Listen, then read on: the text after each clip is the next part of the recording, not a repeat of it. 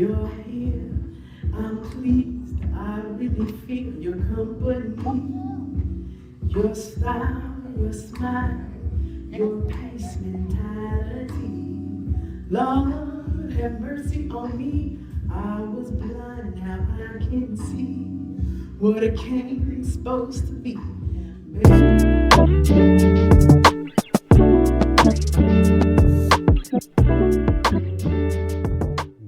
Excuse me, miss. I was in the waiting room when you gave your testimony. And what I realized is that we have an enemy in common. While you were being called to the office again, I was being put out the only home I've ever known. While you were shaking with anxiety and fear over something no one ever wants to hear, I was shaking in dread. Because we all know what happens to little girls that have no home and no one to claim them. I think our souls passed each other by. See, my soul left me a long time ago in a dingy motel room, ripped away by brutal force. It fled, unable to find its way back home.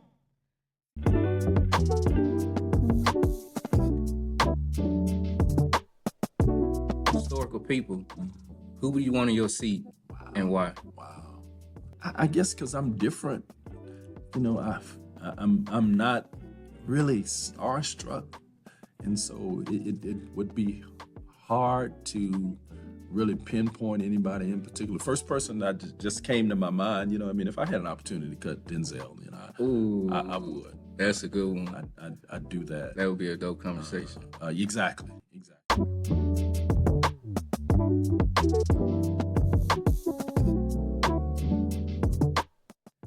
How important is diversity in your work, considering you grew up in a bilingual, bicultural home? Yeah, I mean, I think it's very important. I think at this point, just in society, there's just so much diversity. You know, whether it be in language, whether it be in your upbringing, whether it be, you know, in whatever that is. And so I think growing up in, you know, a bilingual household as well as really a bicultural, despite the fact that, you know, my parents are you know, both of Hispanic descent, but growing up in two different cultures of, you know, very traditional values in the home and very different, and sometimes similar values, right, outside of the home, but in different ways, right? Yeah.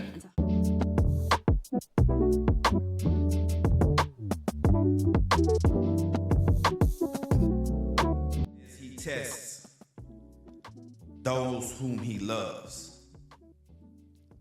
I pray he continues to love me till my death. I pray he continues testing me and testing me and testing me until I have no questions left. Until I can ingest knowledge and choke on lies and spit out truth with every breath. But you see, until love for what he loves and hate for what he hates is the only thing that's left within my chest. I know that I will constantly fight to love what's right because I was created with a heart that sits slightly to the left. But I'm okay with that. Because I always knew and always know that he knows exactly what is best. You see, he knew that it would only be a matter of time before I would open my eyes and finally realize that I needed to look deep down inside and pull out the divide so that my heart and my mind would collide and learn to work together.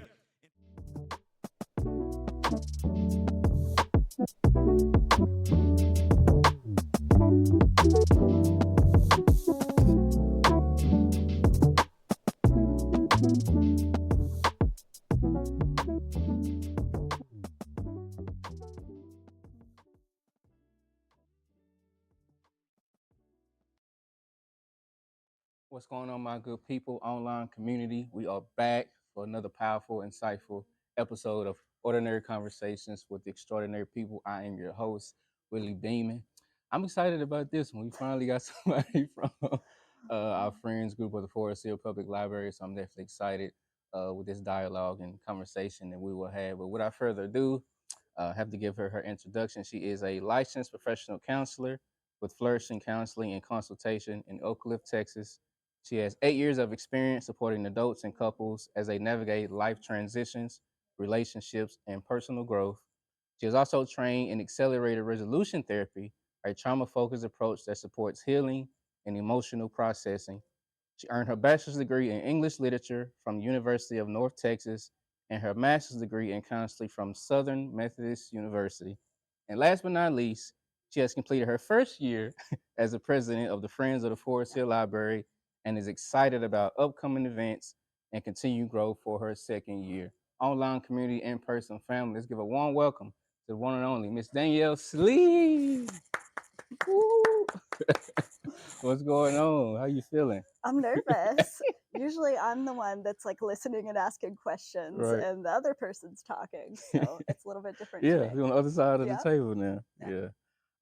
Then I always like to, kick off the show and allow our guests to kind of walk us through their upbringing, their child, before we get into the other stuff that you do. But just kind of walk us through your upbringing, your childhood, how that was for you and how that has shaped you to become the woman you are today. Sure. So I don't claim a hometown.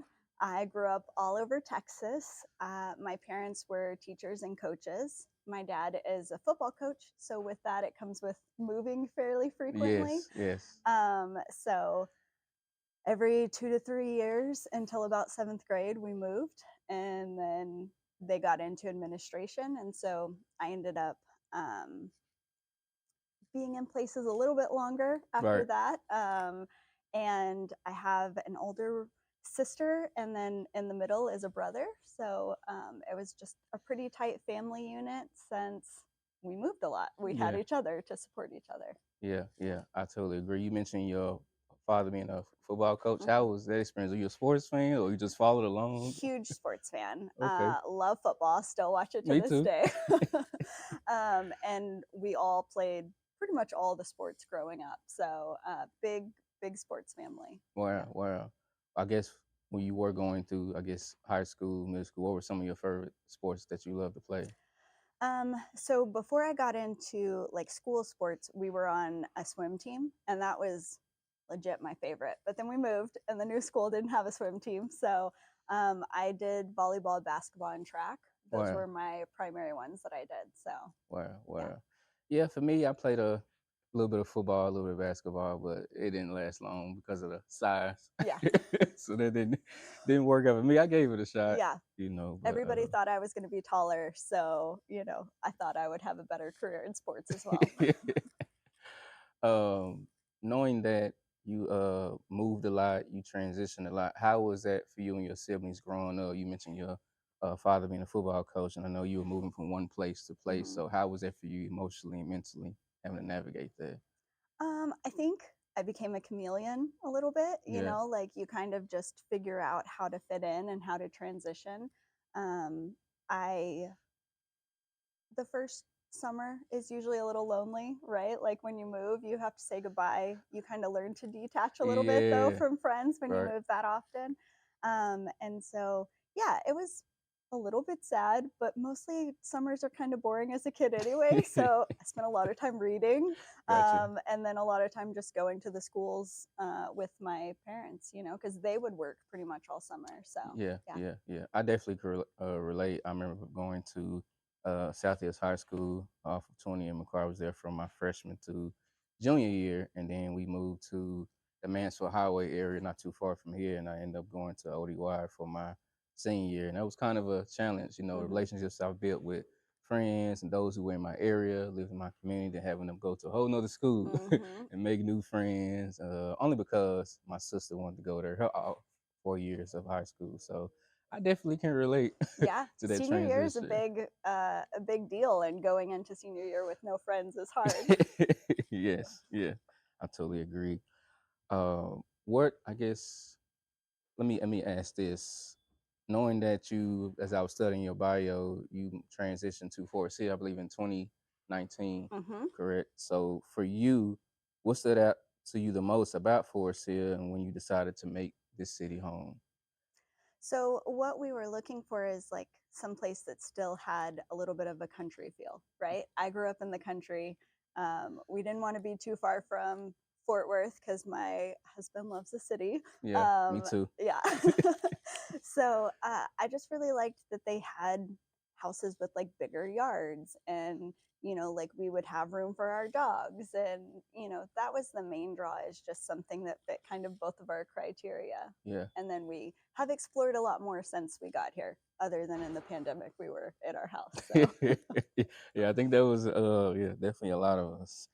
I think it's important to get familiar with the cities, that we live with, whether it be certain places we go, whether it be certain neighborhoods that we're a part of, getting to know our neighbors and building that community connection. Me being born and raised from Fort Worth, Texas, specifically on the south side of Fort Worth, Riverside and Bay Area area, going to elementary schools in that area, but also, building relationships with those within my community. I think that's so vital, getting to know, the city, the culture, what's the city is about. And so I definitely agree with that.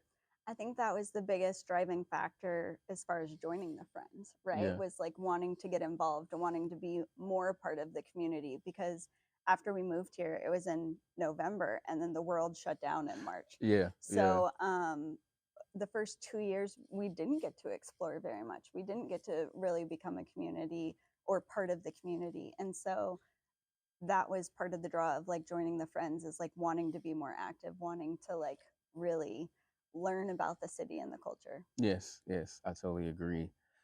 For you, what does it mean to you personally to live and serve, in the same city? You mentioned being a part of the Friends group, which we will get into Yeah. here shortly, but also living in the city.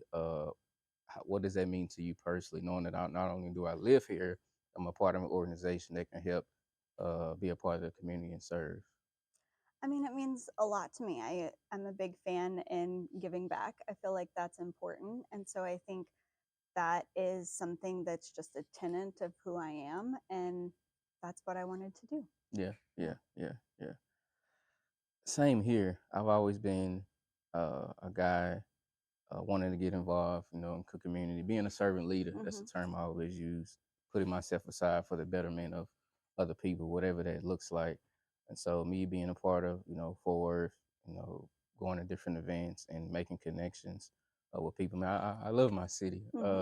Having the ability to, go downtown Fort Worth and connect with people. I love Sundance Square. I love being able to hang out in those areas. So I think um, getting to know your city and calling it home, I think plays a vital part in who you become and the people that you connect with. So, but yeah, I'm definitely the same way. Yeah. Yeah, I totally agree.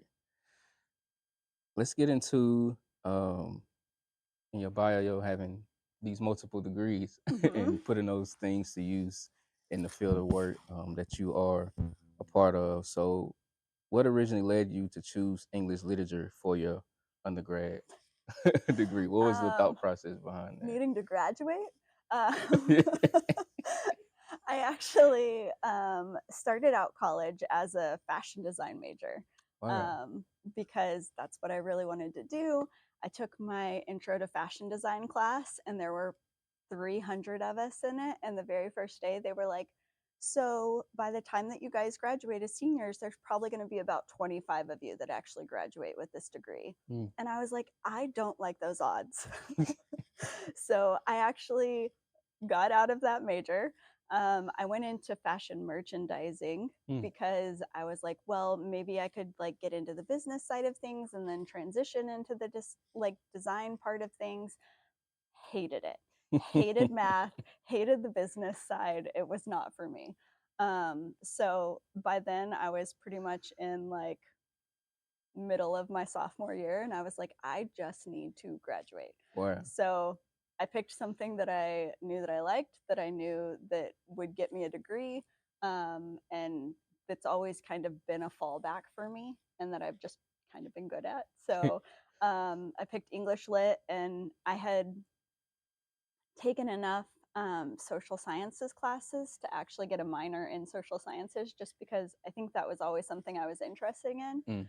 So whenever I was picking electives, I would, just pick social sciences classes. Wow. Yeah. Wow. Going through the experience, going through college, we're really, really big on mentorship. So I guess who were some of your mentors in helping making sure that, picking the right courses and getting through, this English literature degree? Who were some people in your corner that will help, inspiring you?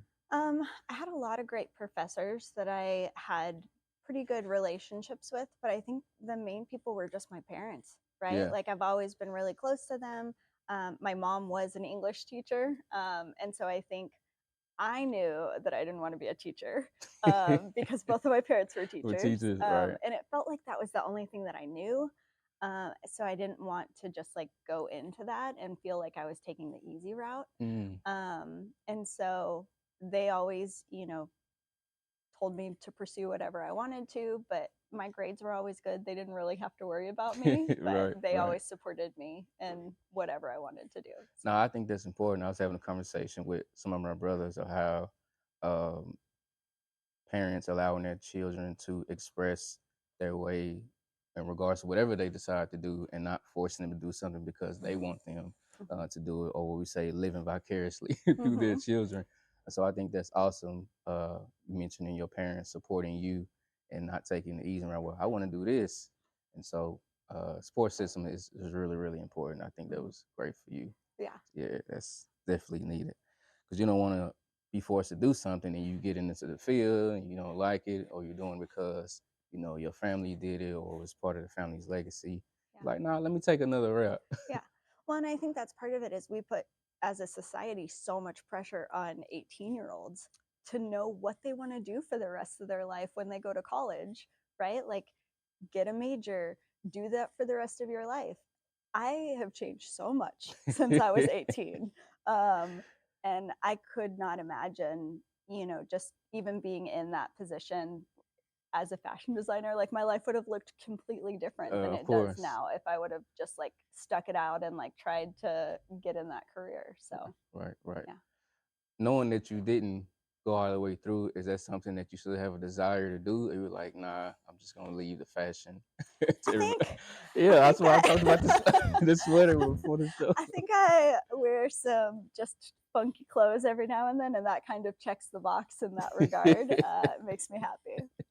I got you. Staying on this topic of college and degrees that you have, how did your master's program at SMU prepare you for the real world in regards to the counseling work, getting that master's degree? How did that help you, knowing that you have people that you're meeting with that have different personalities, different Yeah. backgrounds, different walks of life? So how did you getting that master's degree help prepare you for that? So I took 5 years, I think, in between my bachelor's and getting my master's because I wasn't really sure what I still wanted to do. Right. I worked at a bookstore for those 5 years in Wow. between. Lived in San Antonio. That was great. Kind of different change of pace. And then I like to joke that I like flipped a coin to see if I would get my master's in counseling or library science. But ultimately, I really wanted to go into counseling because I felt like I would just help so many more people. Mm, Not that libraries don't, they totally do. of Part of the course. reason I'm still like helping with the library is because I've never lost that love for books for sure. But Yeah. um, I got into counseling, and there is no way, I don't think there's any way to go through a master's program in counseling and not do a ton of internal work. Mm, I yeah. grew so much during my master's program. I learned so much about myself. I was a people pleaser like my Mm, whole life, being the wow. baby, right? Like you just kind of learn to be the people pleaser. And I set some boundaries Of course. during Yes. my masters. I really grew a lot. I looked at my own behavior and who I was and really tried to grow from that. I think maybe contrary to some people's beliefs, I actually stepped away a lot from religion. I think I was very judgmental with my Mm. religion. I had a little bit of like a holier than thou attitude. Right. And I think stepping away from that actually gave me the ability to really embrace a lot more people, Wow. and helped me to just be open. Like I work with so many different people now, and I'm so glad that I am not as judgmental as I was, even when I started that program, but even more so like in college and as a teenager and things like that. Wow. Wow. I think that's very important. There's this quote that I've heard from business leaders that says the best work you can do is the work you do on yourself. Mm-hmm. You know, at the end of the day, you become your own project, so you have to be intentional in doing that inner work, and that's awesome. And I can relate to it. I just started, you know, my therapy journey, Yeah. you know, to get through stuff and become the better version of myself, whether it be a husband, a brother, a friend, a coworker, a business partner, those multifaceted areas. And so, yeah, I think that's very vital. Do you think because you did the internal work that helps you in regards to people that you meet as far as your clients, being more 100%. relatable? Yeah. Yeah. Because I think there's people that are growing and changing so much. And one, I can relate to them. But two, it's like I can just sit with them and understand them and really be present with them because I'm not more closed minded. I'm not, Yeah. the person that I used to be. Yeah. Yeah. I guess, what does your daily routine look like in regards to meeting your clients? What are some practices or methods that you use, or does it depend on the people that you're sitting in front of? So when you go through your master's in counseling, they have you pick a counseling theory. Hmm. So that's kind of what I base a lot of my work on. And what I do is it's called rational emotive behavioral therapy. Hmm. A lot of people have heard of CBT. It's kind of like a branch of that, but it looks a lot more at like the emotions that also come with your thinking and your behaviors. Hmm.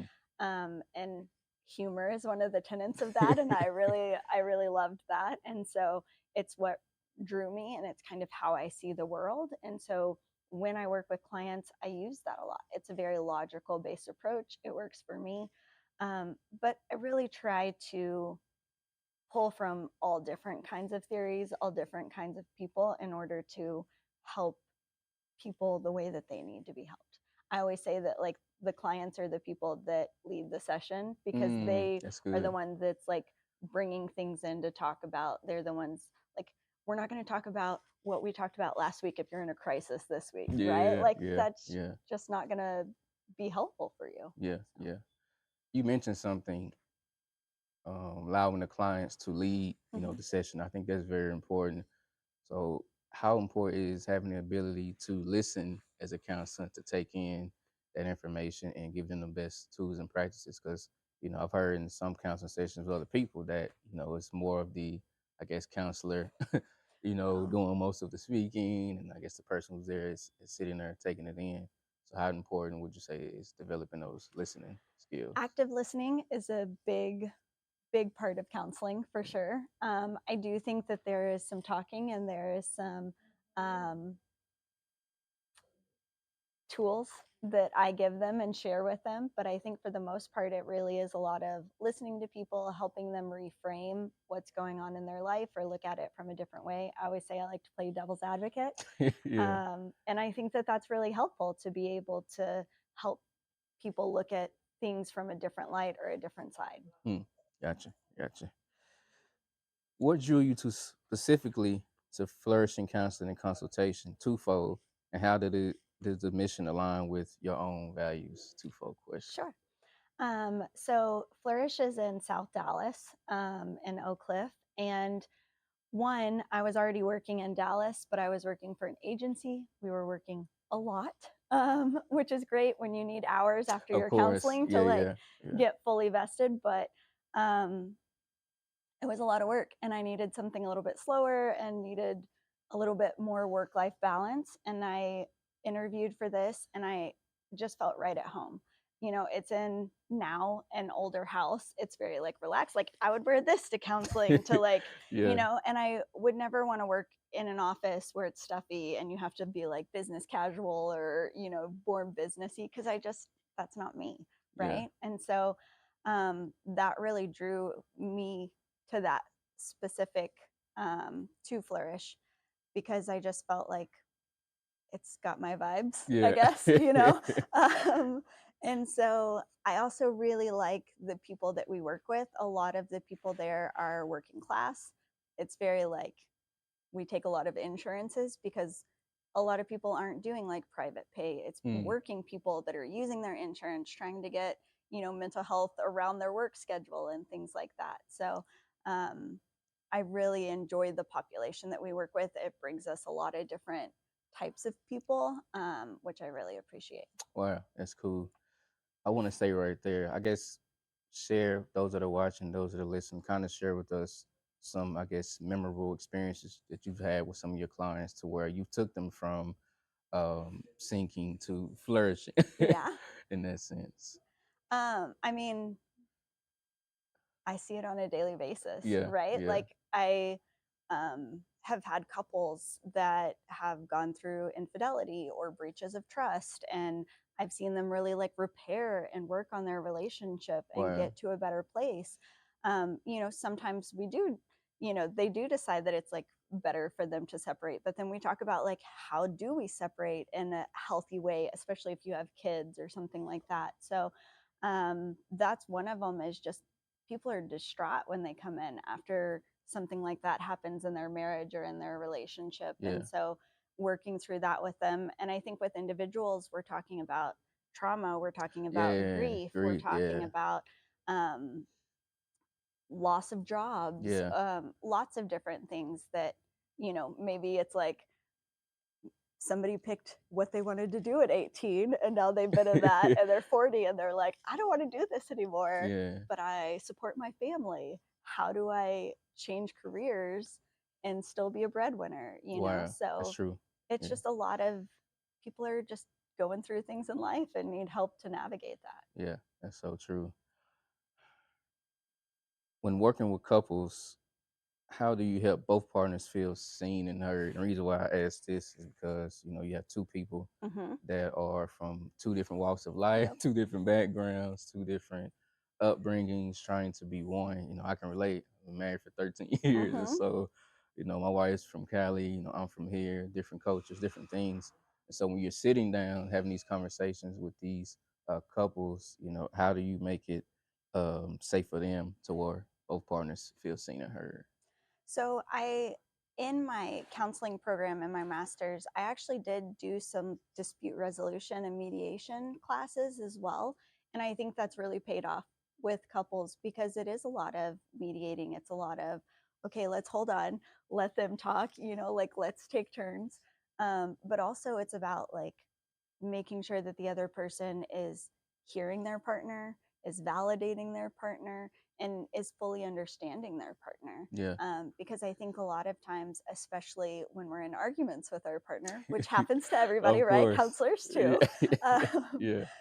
we a lot of times listen to respond, and we don't actually listen to hear what our partner is saying. That's so And so good. I think that's my job. And sometimes I have to slow people down and say, wait, did you hear what they said? Like, are you taking that in? Yeah. So it takes a lot of effort sometimes with Yes, it couples. does.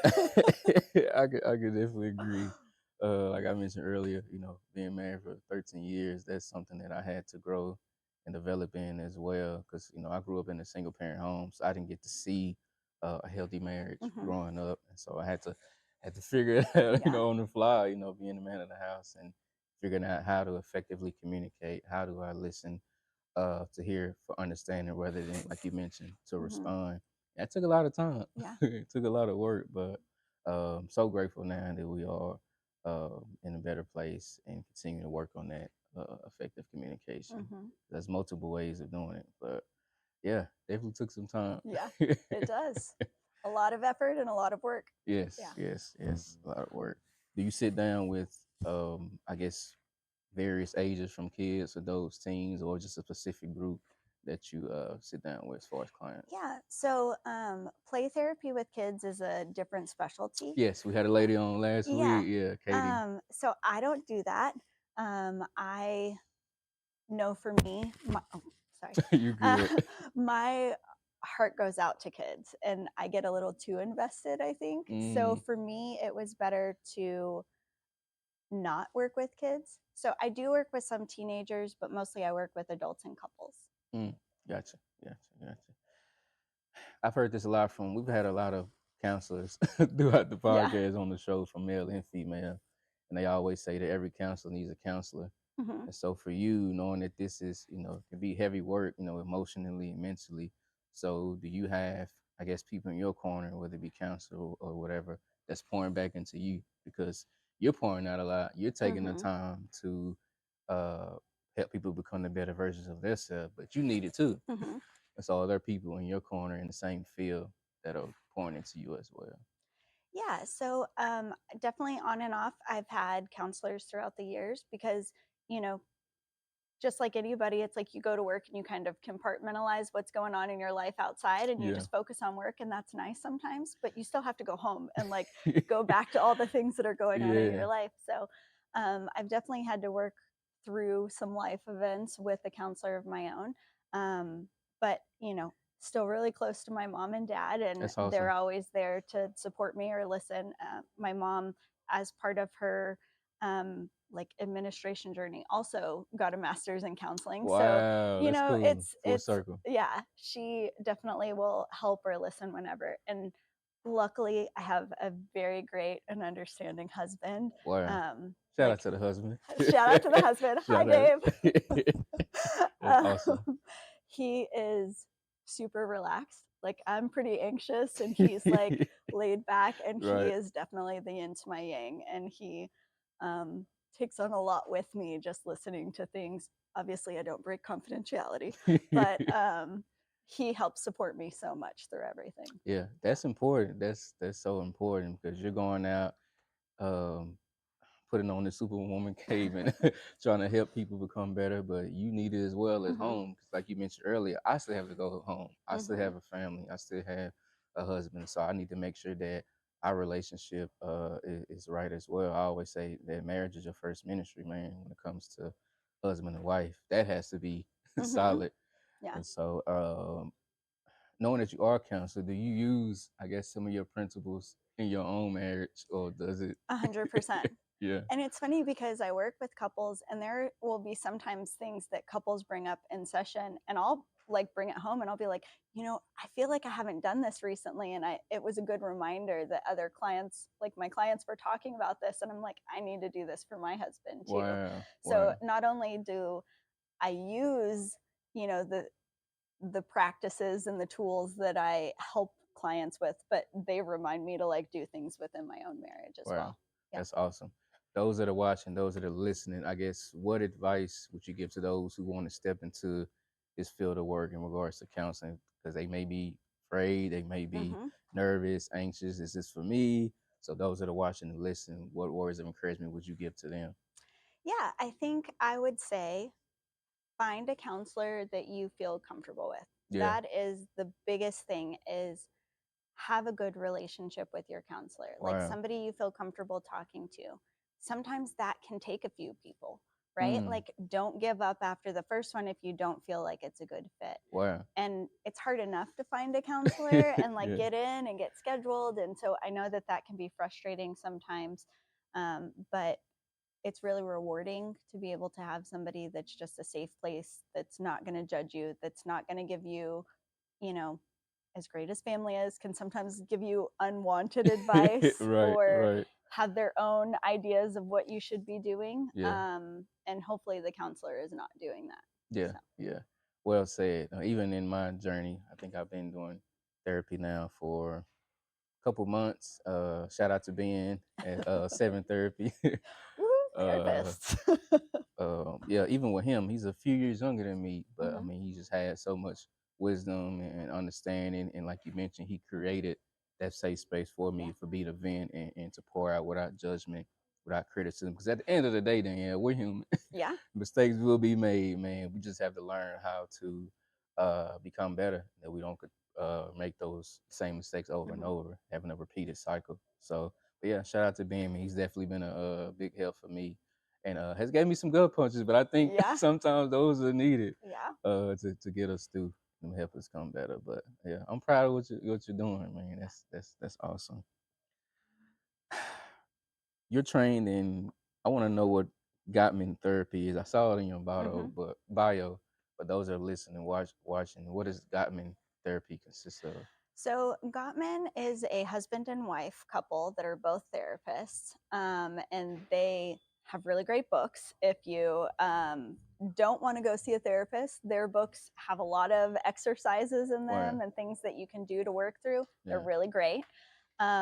So they work in, I think it's Seattle. I think they're still there. They have what's called a love lab. So they'll like actually watch couples and like have developed this couples theory about what they've found in their scientific processes. And so it is a method just like REBT or rational emotive behavioral therapy. Mhm. So it's like the therapy that I use or the theory that I use with couples. But it's very logical, evidence based. Right. And so that's why I gravitate towards it. Wow. Yeah. Wow. Wow. Is that something that you, I guess, use often?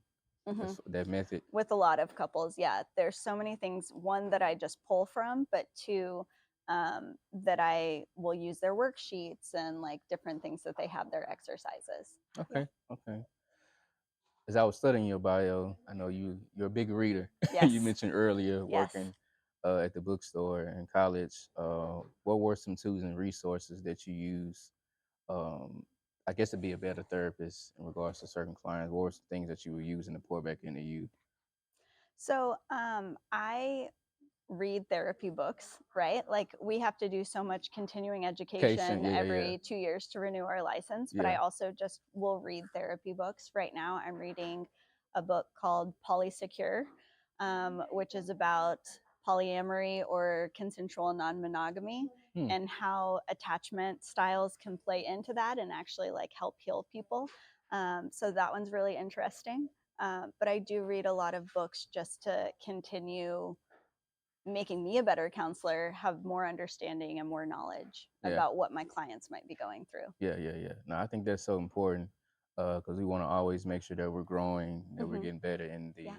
field of work, that we're in. We don't want to become stagnant, Yeah. being stuck. Yeah. So I think continuing education is important. And always learning, always evolving. Even with me, being in this podcast space, shout out to this guy right here. Didn't know he was coming, but he definitely been in the media business for quite some time. So I learned a lot from him, and then people even here, even the staff. And so now you should always be growing. You should always be learning. One thing that Rita always says is you should always be learning. Mm-hmm. No matter Yep. what your age is, no matter where you are, you should always be getting better. So I think that's important. Yeah. Yeah, that's awesome. There's another form of therapy that you in, ART. Mm-hmm. What is that type of therapy consist So of? that's a trauma-based therapy. A lot of people have heard of EMDR, which is like eye movements, or it's very brain science based, but it helps you to process trauma. And ART is kind of a branch of that. Right. And so, yeah, I use that with trauma patients if they're needing to process something. Mm. Yeah. Gotcha. We're gonna pivot then. Yeah, Okay. we're gonna shift gears. Let's get into your experience, being part of this friends group here Okay. at the Forest Hill Library. We talked about it a little bit earlier, but I want to go more in depth. What was going through your mind when you first stepped into this president role? What was that thought process, knowing, okay, I'm in this role, I don't know what it looks like, I don't know what to expect. Yep. What was that like for you? So I hadn't been in the Friends very long before I took on the president's role. Wow. So I just wanted to be vice president. I was like, let me just slide in here and help and like do things. I did not expect to take on the president's role, but nobody else wanted to. So I did. And I'm really glad that I did because I really enjoy it. It has definitely been a learning curve. There's been a lot of things I didn't realize went into the Friends. And so it's just, we've been trying to increase the number of events. We don't have a ton of people right now. So it can be very draining. Right. It can be a little bit of a, I don't know. It is very great, but it can be a little all encompassing sometimes. Yeah. So, yeah. How important do you think, I guess, teamwork is, or delegating assignments? You mentioned you guys not being very, I guess, broad in numbers. So how do you guys delegate assignments in regards to the friends group? What does that look like? Yeah, I think we all try to make it as much as we can to all the events. I have a really, really great exec board. I would not be able to be president without them. Like, they help support so much. They do so much for the library, for the Friends, and they make me look good and they make my job easy. So, I think we all just try to put in as much as we can, Yeah. but still have lives and jobs and Yeah, everything of else course. Still to trying to balance balance with all it. of that. Yeah. Yeah, yeah, yeah. I think that's important. For you, describe your, I guess, leadership style in regards to being a part of the Friends group. What would you say is your leadership approach in working with the ladies that you work with in the Friends? I think I'm one of those people that when I lead, I wouldn't ever do anything, or I would never ask anybody to do anything that I wouldn't That do you wouldn't myself. do. Yeah. Yeah. Yeah. And so I am happy to delegate. I'm happy to let people really like lean into their strengths. But I'm also going to be like right there in the trenches with them and like helping them out. Yeah. Yeah. Yeah. I think it's important. There's different styles of leadership. There's different ways of doing it, whether you're leading from the front, whether you're leading from behind, whether you're leading just by getting in and just doing the work. Um, Leadership is very important, but we all do it in different ways. So we all have to respect um, different ways that all of us do it. So yeah, that's Yeah. awesome. Yeah, that's awesome. Why do you believe friends groups are essential for the success of local libraries? Um, why do you think that's so vital in regards to any library in general? Friends group being a part of the library and helping it grow, helping it go to the next level. Why do you think that's important? Um, well, not to get political, but there were obviously budget cuts that have happened to libraries recently. So, even more so, I think having a friends group is so important because we're able to help with events. We're able to, especially for adults, right? Like, you guys have a lot of, I'm not going to say a lot, you have some money to put on programs for kids and teenagers and Yeah, things like that, but sometimes the adults don't get that, right? And so what we do is we put on a lot of events for the adults and really try to make that happen. And then also, I think one thing that I really enjoy is staff appreciation, yeah, right? Like, yeah, that's also part of our role as the Friends, is making sure that you guys are taken care of and that how much the community and the Friends group appreciates all of you and all the hard work that you guys put in to make this happen. yeah, yeah, yeah. I totally agree. It takes a collective effort, man. It takes all of us coming together and doing it. Um, there's a proverb that says, "If you want to go fast, go alone. But if you want to go far, go together." Mm. So Yeah. it takes a collective effort in getting the job done because there's no iron team. Mm-hmm. So it takes Exactly. every person that has a unique skill set or a unique ability to do something, putting it all in one pot and getting it done. So yeah, you guys keep doing it, keep moving forward. I know there's a lot in store. Knowing that you've been a part of this friends group, I guess share some of your experiences in regards to some of the events that you've been a part of and how that has made an impact with the friends. Yeah. So, I mean, I think one of our recurring ones that we've had is Mocktails of Music. Yes. It's been very popular. Yeah. And I think we get a lot of good, different types of people that come and perform. And it's been a little bit of like a date night, right? For Yeah. some Yeah. people, they Mocktails come and out music. and Yeah. hang out. And so that's really nice to get to experience that. But also just, I think we put on a different events, which is nice. Like, we just had a dancing event. Yeah. Salon dance Yeah. party. Yeah. That was amazing. We have Yeah. movie nights. We try to get different types of people involved and not just, I mean, we love it if all the same people come and are our base for the events, but also we want to get the whole community engaged, Yeah. not just one specific group of people. And so I think by putting on a variety of events, we're going to get more people in. Yeah, yeah. That's very important because you don't want to become fixated on one particular group of people. You want to make sure that you are reaching the masses and reaching all, ethnic groups. I remember being in the city council meeting last year in Everman, and the mayor had asked me, what are some things that you guys are doing that cater towards the Hispanic culture, the Hispanic community?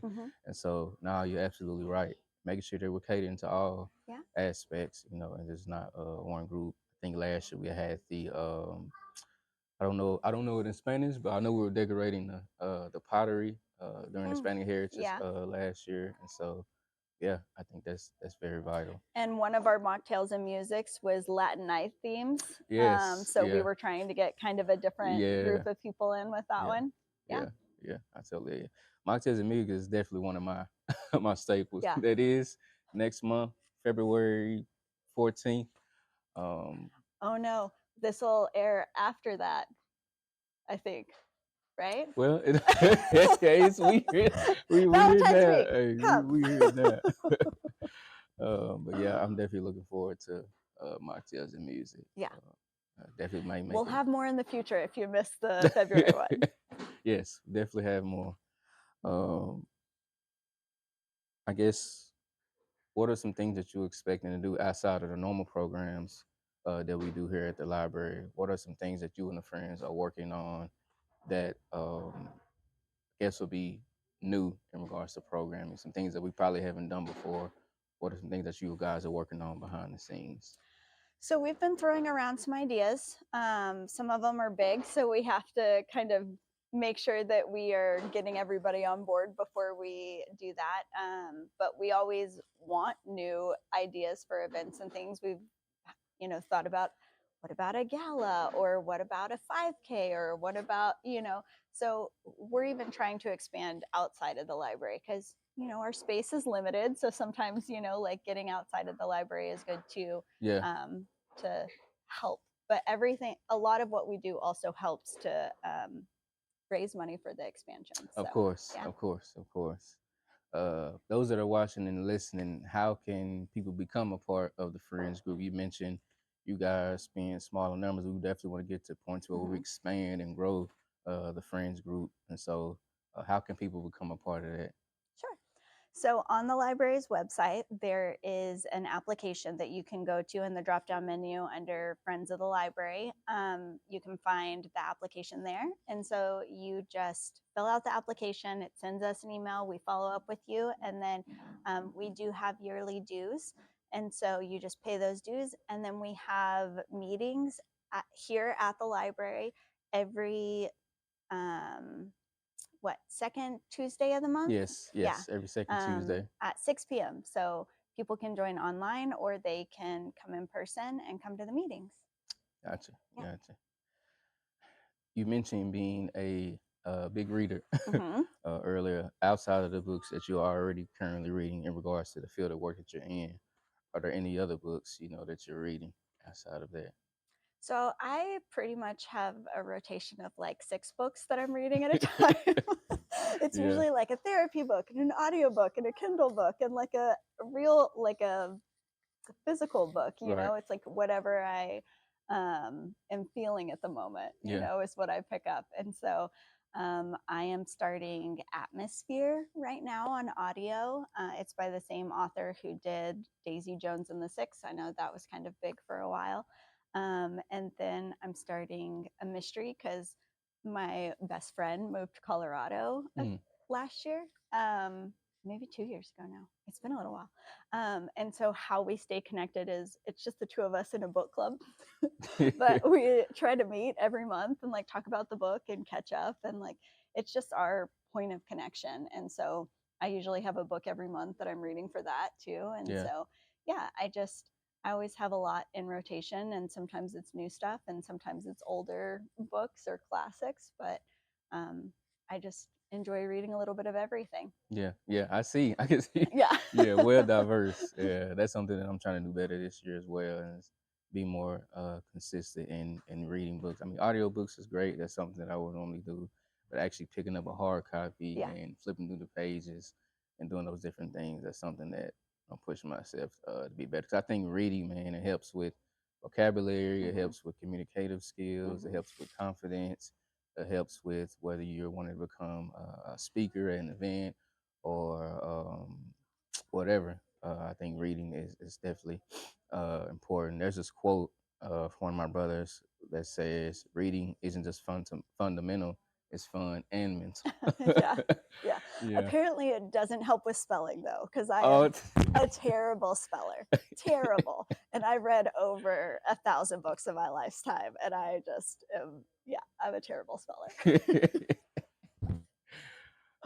knowing that you are a part of the friends group, how important is engaging with the community and making sure that they know what's going on here at the library. I Mhm. guess being an extension of this library. We talked about earlier on how you moved here in 2019 and getting familiar with the city and its people. So those that are watching and listening, how important is making sure that you guys are connecting with people in this city. Super. I mean, it's what we have to do in order to try to get members, Yeah. right? But also, we want to have our finger on the pulse of what the community actually wants, Yeah. right? Like, what's the good of doing a program if nobody's going to come or nobody's Yeah, interested, yeah, right? Like, we yeah, want to make sure that we are engaging the community that we have here and not just like our own ideas. yeah, So that's important. We have a Facebook now. yeah. I The saw Friends that. of Yeah, the yeah, Yeah, we have a Facebook, so we usually post all of our events on there. Brandy, who is our secretary, does a really, really great job of like posting different library facts and all of our events and everything else. So that's a way that we always engage with our community as well. yeah, yeah, yeah, yeah. You have to have the ability to do it in multiple ways. I mean, there's people who come through these doors and ask, what programs that we have, but also those who uh, follow us on social Mm-hmm. media to keep up with what we're doing. And so, shout out to everybody who supports the Forest Hill Public Yeah. Library as we continue to give you guys what you deserve, meeting the needs of the community in different ways. And so, before I close the show, y'all know this is my favorite segment.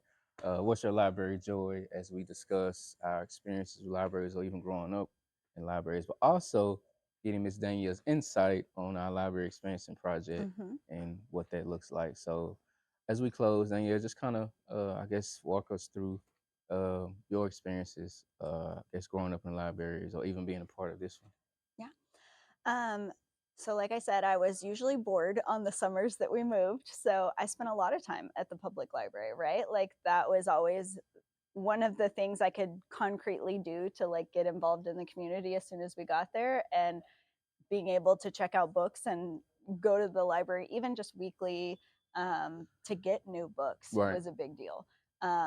And that kept me entertained most summers when I didn't have friends. Right. And so um, that has always been a big part of my life. Reading has always been a big part of my life. And I just love how much libraries give back to the community, Yeah. right? It's not just about books. As much as I love books and I talk about books all the time, it's, I came here and I was printing something out the other day. And while I was here, a lady was applying for a job and she asked me a question. And like, we Yeah. had, an opportunity to have some conversation there. But also, like, it's a job resource. It is, Yes. it allows kids to come here and have a safe place to explore and do things. And, it's just so important and vital to every community. Yeah. Yeah. I definitely agree. It's almost like just one big community hub, giving the people the resources, the necessities, whether it be a partnership with Goodwill. We had here recently had a job fair, Mm-hmm. and it was amazing. We had 80 people Yeah. coming here. I know. Man. I drove by and the parking Yeah, lot was it full. was full. I It don't even stayed- think I could have parked anywhere. Right. It was consistent throughout those hours, man. So that was such a blessing to see. And then we talked about the line dance party at the fitness expo. Mhm. And so just putting things in place for our community to come and be a part of, let them know that we're more than a building with books. Yes. Yes, reading is great. Yes. Yes, you need to read. Yes, you need to develop vocabulary. But outside of that, you got to throw some fun in there. Yeah. Yeah, you got to balance that out. And so, yeah, I've definitely had an awesome time being a part of this library, even this city. Some of my roots is here. My uncle, my mom's brother, who literally lives across the street where Snappy's is. He's been Yeah. there for years. I have friends who live here on the other side, and so I have a little bit of roots Yeah.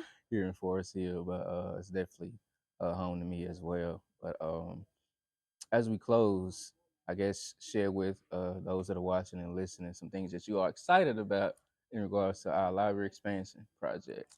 Well, obviously, from a friend's standpoint, I'm super excited about having more space to put on events, right? I am It'll be so nice when we just have a huge big room and we can use it, and there will be a lot of things that can happen in there, and not have to disrupt the library all the time with those These events. shelves, y'all, moving these shelves can be hectic. Yeah. I'm excited we're gonna have more parking. I know that's probably underlooked, but like literally at line dancing, people were like, I don't know where to park. There is 0 spaces. That's true.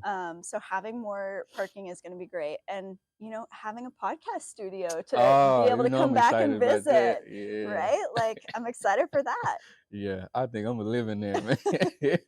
Take my lunch in there, everything. I'm like, where's Willie? Oh, he's in the AV recording. Especially if it's soundproof, you can play your TV shows while you're eating lunch and nobody knows. Yeah, I'm definitely excited for the AV recording. I'm also excited, like you mentioned, multi-purpose room. We can have multiple programs going on at one time, not having to shift the library as much. But also outside of that, I'm excited about the appearance on the outside. So one of our boards, we're looking to do like this ranch style thing on the outside, because a lot of people don't know the library is here.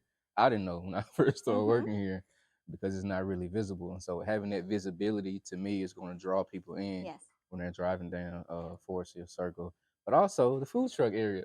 So when we're doing outside events, have the food vendors, because I like to eat, y'all. I'm just saying, like to eat good food. But yeah, I'm excited about a lot of things. Yeah. And I think to make that happen, if you can't join the Friends because you don't have enough time or energy, we do take donations. Yes, we do. Danielle is right. We do take donations. So if you want to, donate, however big or small, we are happy to take that and use that towards the library expansion to make it all happen. Yes, I totally agree.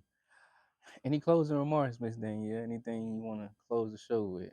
I had fun. I was nervous at first, but you're easy to talk to, and I think you're great man. I'm gonna make sure so. you're comfortable. Well, I thank you for being on the show today. Definitely had great conversation, great dialogue, and learning more about you. But yeah, great dialogue today. Yeah. This is Ordinary Conversations with Extraordinary People. Definitely had a great conversation, an extraordinary conversation today. Continue to follow us on social media, Facebook, YouTube, all those different things, man. And we'll be right back here in these orange seats. See y'all soon. Peace.